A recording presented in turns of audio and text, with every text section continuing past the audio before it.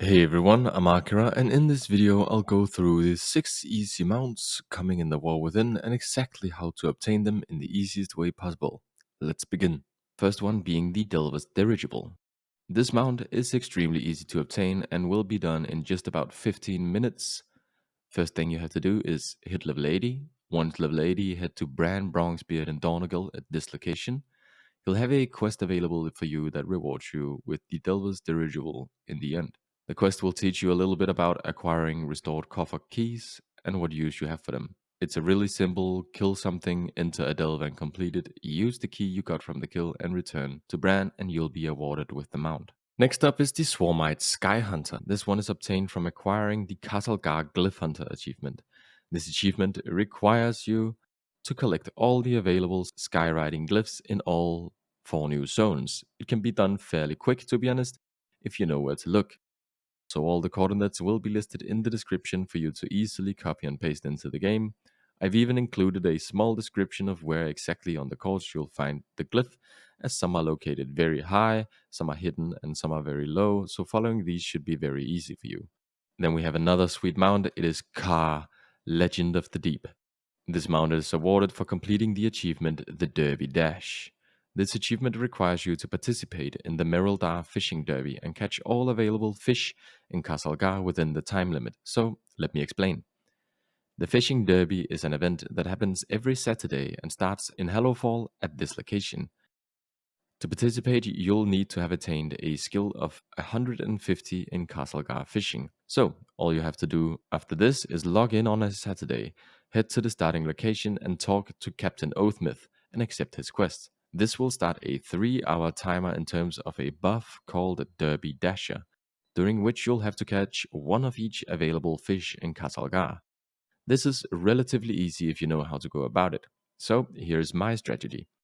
I kind of ignore all of the fish that I knew I would eventually catch while going for the more rare ones. So this includes these fish: the bloody perch, the bismuth bitterling, Dornish pike, crystalline sturgeon, golden gill trout, nibbling minnow, quiet river bass, spiked sea raven, and cursed ghoulfish.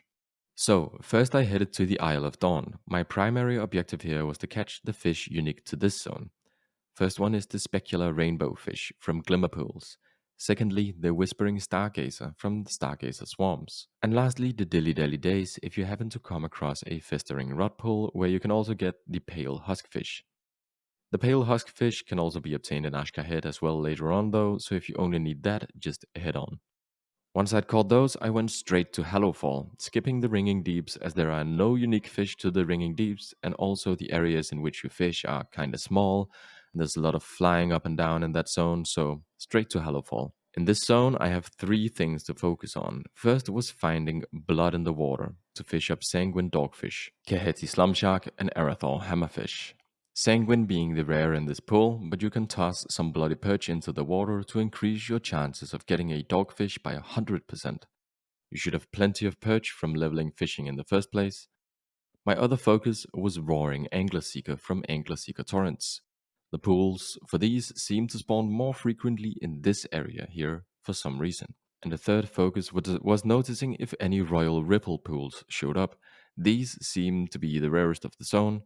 In here you'll find Queen's Lurefish and Regal Dodgyback. If you have no luck finding a royal pool in Hallowfall, you can just move on to Ashkahed as they also appear here, and this is where you will find the last 2 fish as well. First one, the pale huskfish from Infused Ichthysbill, if you didn't get it in the Isle of Dawn, and that leaves us with just one fish, the Awoken Coelacanth. So this fish is actually not obtainable on the beta due to a bug, but it is supposed to be awoken by using the Whispering Stargazer's special ability, Whispers of the Deep. However, the Stargazer is super bugged on the beta, and I'm not able to show you exactly how to do it, but it's most likely just throwing the Stargazer in any of the pools in Ashkahed to have a chance at fishing up an awoken Coelacanth. When it is fixed, I'll have a quick description of how it works in the pinned comment of this video. Next up, we have the Machine Defense Unit 1 to 11.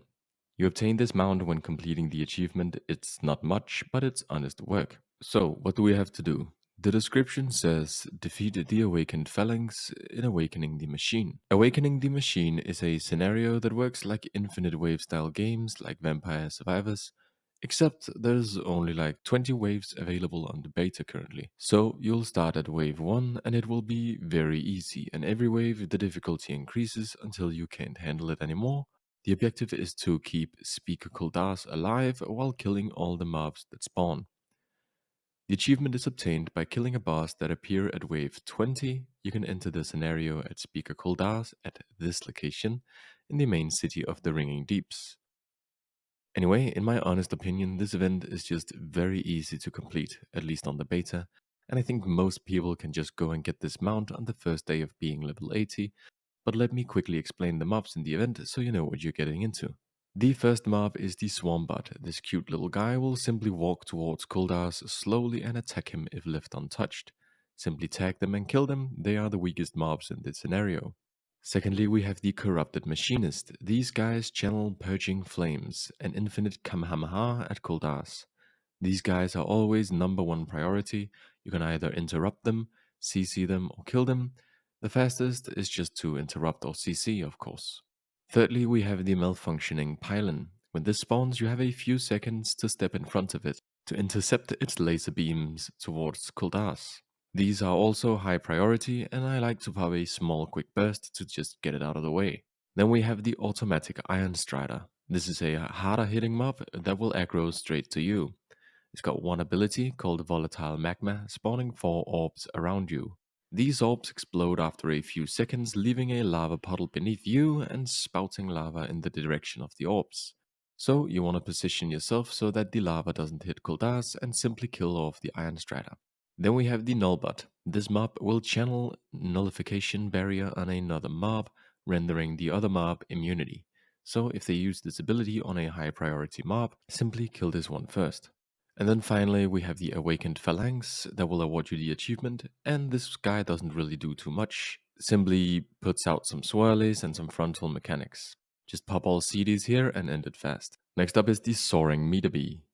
This badass bee can be bought from a vendor called Sendvin in the Isle of Dorn at this location. To purchase it, you'll have to bring him 900 Sizzling Cinderpollen. So how do we obtain Sizzling Cinderpollen? Right west from the vendor you'll find an area called Cindervault.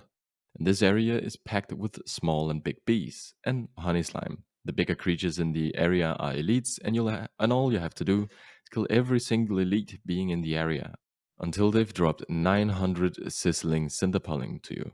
The elites drop about 1 each on average, and the non-elites have a lower drop chance in my experience. So kill 900 bees, and eventually you can force one to become your mount. Then we have the Slatestone Ramolith from the achievement Allied Races Earthen. So this mount is pretty simple. You unlock it by unlocking the Earthen Allied Race.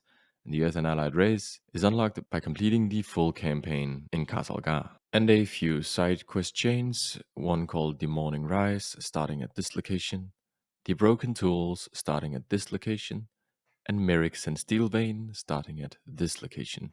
So just complete the campaign in those 3 quest lines, and you'll be awarded with the Allied Race Earthen and the mount as well. I just want to quickly mention that this video is sponsored by absolutely no one, and it did take a lot of hours to make, so if you want to support me anyway, my brother helped me make these cool leather card holders with art that he made inspired by some iconic mounts. Link is in the description. Thank you. That is it for this video. Thank you very much for watching, and I'll greatly appreciate any support if you actually enjoyed it.